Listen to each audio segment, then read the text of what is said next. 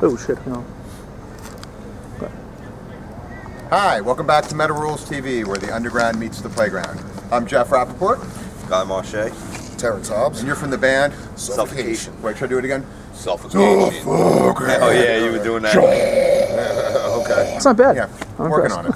Okay, so Matt has some questions for you, actually. Hey, I'm Matt Givens, co-host off camera. Sorry, I apologize.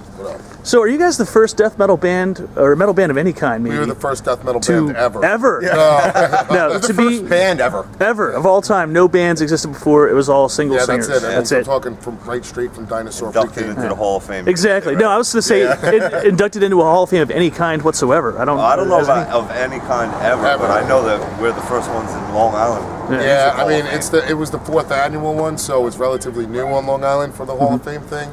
But I think it was kind of cool that they inducted us into there, and I mean we had the support of our fans and pretty good Facebook fan base that helped us out a lot. And, 500,000 likes, dude. Yeah, and it opened up, I think it opened up great. their eyes a little bit more, and I, really blessed and honored that they actually paid attention to a little death metal band like us. You know what I mean?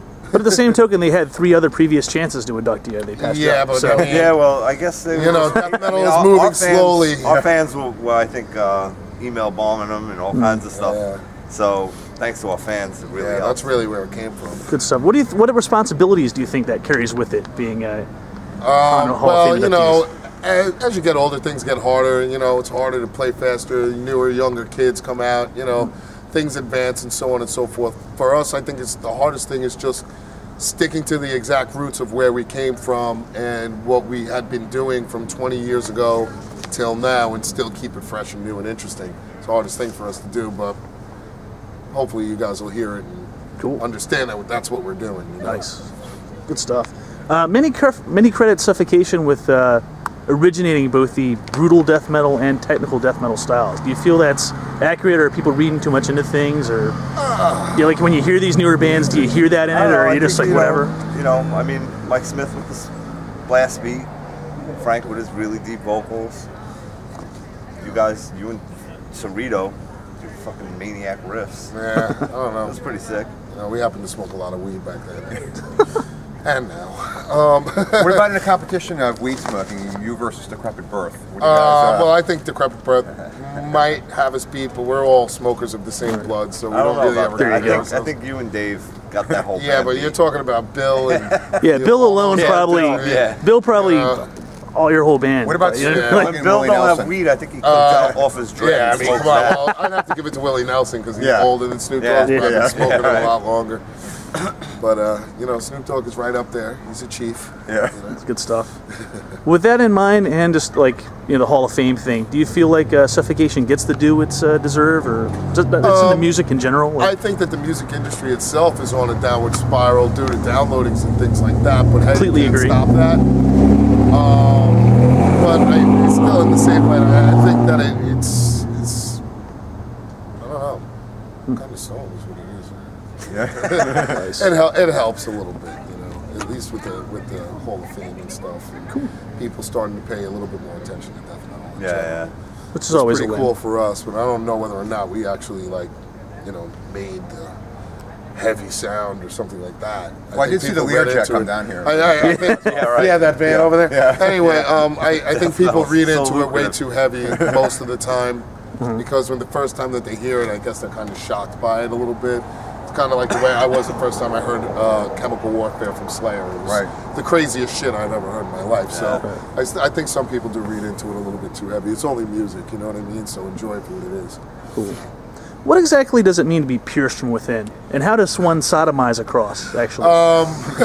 That's a good question. You might have to ask Doug Serena about that, because he's the one who actually wrote the lyrics to it. Is it about diarrhea metaphor or something? Yeah, it's just more. Doesn't sound good. I think it was more just about internally being ripped apart from within, like in all ways, shapes, and forms, mentally and physically, and spiritually.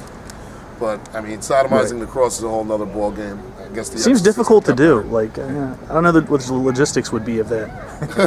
I really don't know. Yeah. It's definitely a weird thing to try to picture. Yeah. Like, you can ask Frank though. first time I ever heard it, I was like, that's awesome, but what? It's almost like Alien Baby, though, right? Yeah, it almost is. Yeah. It almost is. Or Manitou. You ever say we're busting out of that Yep, chick's back? I see Right? Manitou. Good Yeah, stuff. that was Crazy twisted. shit, right? Now that's some old school Yeah, stuff. yeah. Good for Hey, you. come on, Good for yeah. you, man. That's what I'm talking about. That was a creepy old flick. Yeah. I think I saw that on Prism. Yeah, right? Wow, Prism. I thought I'd break out another Back in the day, it was the only Yeah, place you could right? see hockey. Just to impress you, dude. Seriously. Good stuff. Now, who has the biggest nipples in the band? I don't know. I have Probably little me. tiny ones. Probably That's you. me, man. Yeah, I have show little 'em? No tiny way, ones. it's too It's cold. way too cold it's for too that. cold. Extra Probably big see them now. through the jacket, though. Yeah. Yep. I think it's cutting a hole through there. I got the man. little guys. So I don't care. Now, throughout your career, not just in your personal life, but just in general, like I mean, like dealing with other bands, dealing with clubs, stuff like that. Have you encountered what you would consider any like blatant racism or anything like that, or do you think the metal community is more accepting maybe than mainstream? A while ago, I mean, you always run into some radical fan who's just misguided.